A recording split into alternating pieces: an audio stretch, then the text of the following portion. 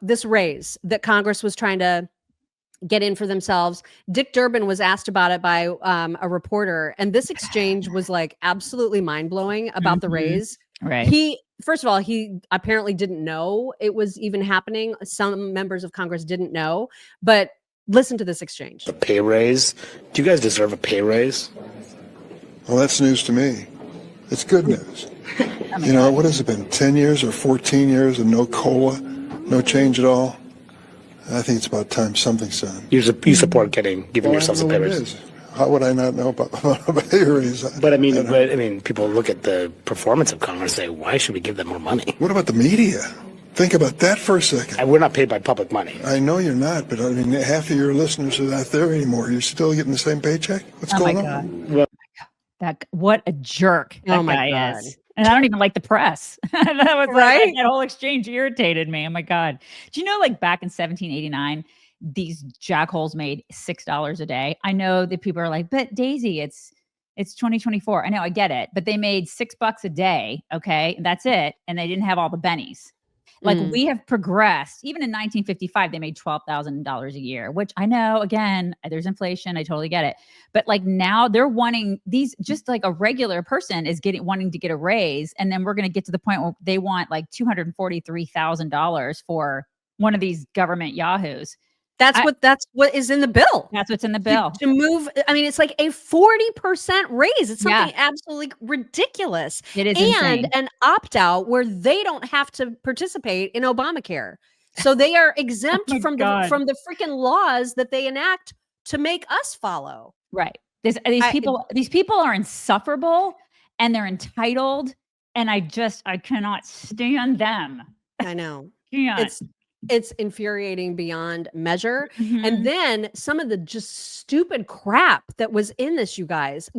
There's so much ridiculousness. Here's just a small list that the Daily Caller put together. So there's this, and this is a feral swine eradication program. There's funding for that. There's a continuation of the Wool Trust Fund, which I don't know what that is. We're apparently paying for juvenile delinquents to get their driver's licenses. Of course we are. Right. We're extending a sheep marketing grant program. Okay. We're spending $3 million to test the inspection of molasses. I mean, don't you guys? Nonsense. You want to know what inspection of molasses? What does that even mean? What does that mean, you guys? It's like $3 million. They don't care. At this point, $3 million is like nothing to these people. Oh my God. It's literally like a $10 bill to you and me. That's what it is. It's a $10 bill to them. These people are out of control and they can't see it. They're so in the swamp. They don't even know how out of control that they are. Yep. And then they're so, obviously, because the left got their hands on this like crazy and the Democrats really took over the whole thing. They're the ones that are hijacking this entire bill.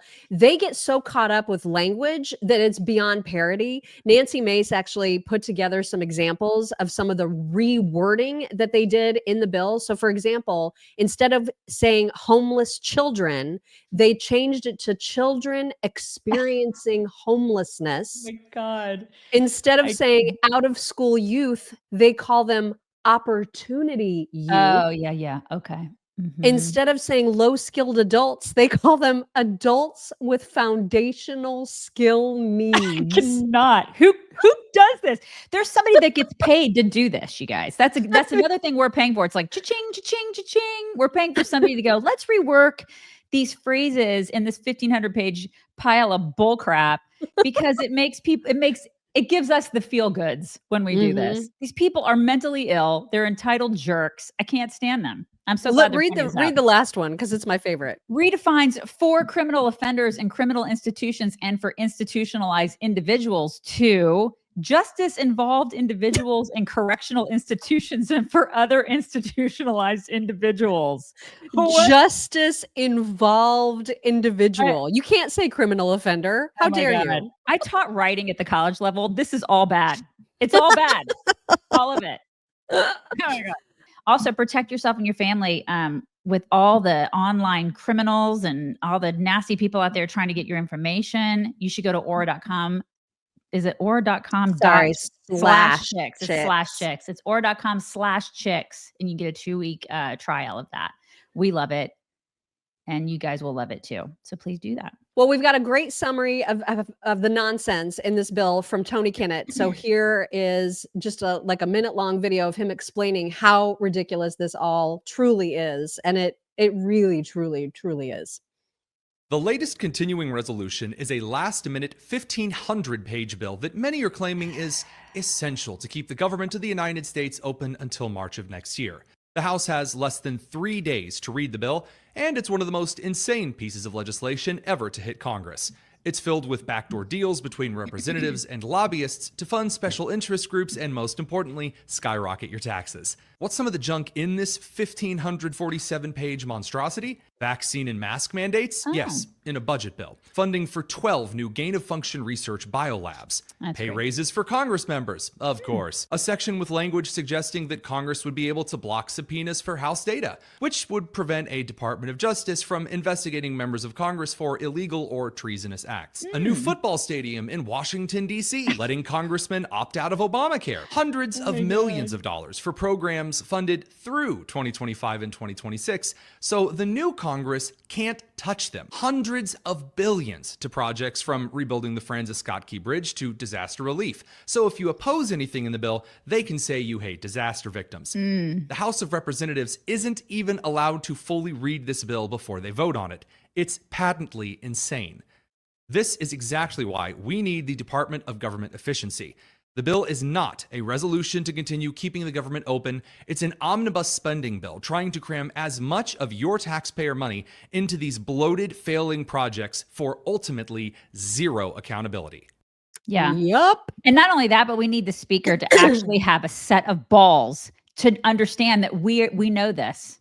The American people who pay for all this crap are onto you. You criminals, you absolute criminals. You are stealing from us. That's what they do. They continue to steal. And so many people out there in America are just like, well, I mean, this is the way things are. No, we didn't vote for that. We voted for change. You have a mandate. Do it.